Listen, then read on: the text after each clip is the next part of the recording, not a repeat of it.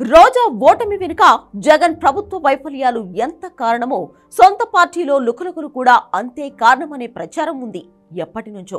సొంత పార్టీలోనే ఆమెకు వ్యతిరేకంగా ఓ వర్గం పనిచేస్తుందని, పెద్దిరెడ్డికి రోజాకు పొసగడం లేదని జగన్ హయాం నుంచి వినిపిస్తోంది. ఘోర పరాభవం తర్వాత వైసీపీలో పోస్ట్ మార్టం స్టార్ట్ అయింది. ఈ ప్రాసెస్ లో రోజా ప్రతీకారం తీరినట్లు అయింది. రోజా అనుకున్నది సాధించారు. తన వ్యతిరేక వర్గానికి చెక్ పెట్టారు. ఏకంగా పార్టీలోనే లేకుండా చేశారు.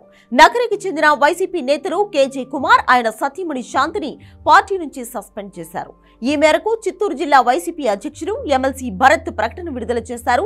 పార్టీ వ్యతిరేక కార్యకలాపాలకు పాల్పడినట్లు, క్రమశిక్షణ సిఫార్సు మేరకు చర్యలు తీసుకున్నట్లు తెలిపారు. ఇక మీదట వారు ఎలాంటి చట్టవిరుద్ధమైన కార్యక్రమాలు చేసినా పార్టీకి ఎలాంటి సంబంధం లేదని క్లియర్ కట్ గా చెప్పేశారు. నిజానికి నగరిలో రోజా కేజే దంపతుల మధ్య వార్ నడుస్తోంది.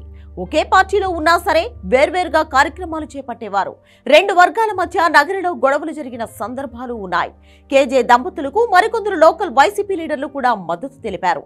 నగరి నియోజకవర్గానికి సంబంధించిన ఎంపీపీ ఎన్నిక విషయంలోనూ వివాదం నడిచింది. మంత్రి రోజా తన వ్యతిరేక వర్గానికి చెక్ పెట్టి తన వర్గానికి ఆ పదవి వచ్చేలా చేశారు. అప్పటి నుంచి ఈ వారం మరింత ముదిరింది. అయితే వైఎస్ జగన్ నగరి పర్యటనకు వచ్చిన సమయంలో కేజే శాంతి, రోజా చేతులు కలిపేందుకు ప్రయత్నించారు. కేజే శాంతి తిరస్కరించగా జగన్ మాత్రం ఒప్పుకోలేదు. ఇద్దరి చేతులు కలిపారు. నగరి నియోజకవర్గంలో కలిసి పనిచేయాలని సూచించారు. అయినా సరే ఆ తర్వాత కూడా రెండు వర్గాల మధ్య వివాదాలు కొనసాగాయి. ఈ ఎన్నికల్లో రోజా వ్యతిరేక వర్గం మొత్తం ఏకమైంది. ఆమెకు టికెట్ ఇవ్వొద్దని అధినేత జగన్ పార్టీ పెద్దల్ని కోరారు. ఆమెకు టికెట్ ఇస్తే నగరిలో వైసీపీ ఓడిపోతుందని చెప్పారు.